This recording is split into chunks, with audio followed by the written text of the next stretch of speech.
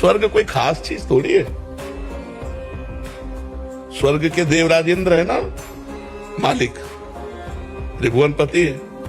गौतम ऋषि महात्मा की पत्नी के साथ गंदा आचरण करने के लिए व्याकुल हो गए और किया, तो कोई खास बात स्वर्ग है क्या? अगर उन अप्सराओं का भोक्ता इंद्र मृत्यु लोक की किसी ऋषि की पत्नी के साथ गलत करने का विचार करके गलत कर दिया, तो इसका मतलब स्वर्ग में वो सुख नहीं है। जिस सुख की प्राप्ति के बाद कोई चाह नहीं रह जाती वो भगवान है। स्वर्ग भी एक नकली है, असली नहीं है। स्वर्ग का सुख भी नकली है।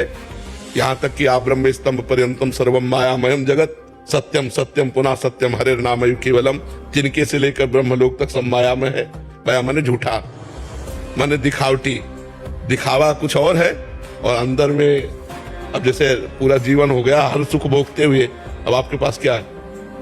आपसे पूछा जाए कि आपके पास क्या है, तो फिर वही लालसा है, वही कामना है भोगने की, और कुछ चला ही है।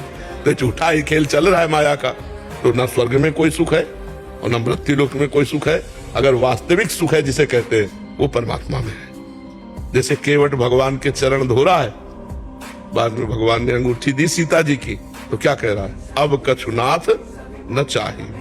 जब ये निकल जाए हृदय में कि जो मैं चाहता था वो मिल गया, आप कुछ नहीं चाहिए, वो केवल भगवान में ही निकलेगा और कहीं नहीं निकलेगा। लाखों कामनाएं और उत्पन्न हो जाएंगी, कोई कभी तृप्त नहीं होता। तो न स्वर्ग में सुख है न पृथ्वी में सुख है, सुख है तो भगवान में है।